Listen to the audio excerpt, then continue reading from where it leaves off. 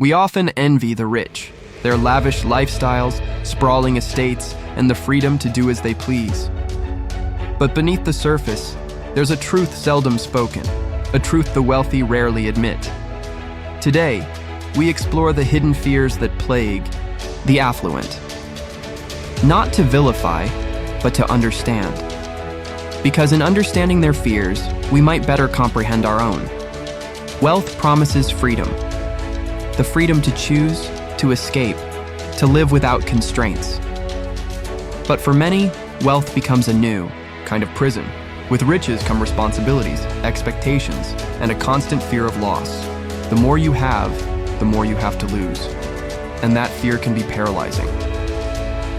Loss aversion isn't exclusive to the poor. In fact, the wealthy often experience it more intensely. The thought of losing their status, their assets, their identity, it haunts them. Every investment becomes a risk. Every decision, a potential downfall. The fear of returning to a life without wealth looms large, even if that life was never truly experienced.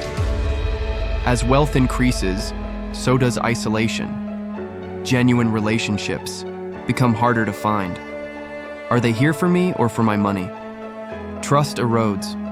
Friendships are questioned. Love is scrutinized. The rich often find themselves surrounded, yet alone. With great wealth comes the question of legacy. How will I be remembered? Will my children value what I've built? The pressure to create a lasting impact, to ensure the next generation doesn't squander the fortune, becomes a heavy burden. In a world rife with inequality, the affluent often grapple with guilt. Why me? Do I deserve this? This guilt can manifest in philanthropy, in attempts to give back, but it can also lead to internal turmoil, questioning one's worth and purpose. For some, wealth is never enough.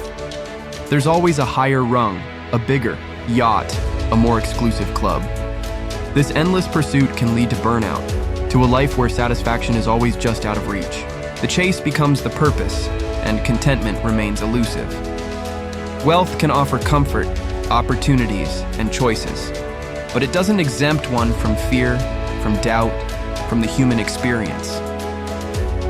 Perhaps the lesson isn't in seeking wealth to escape our fears, but in understanding that no amount of money can shield us from them. In acknowledging this, we find empathy.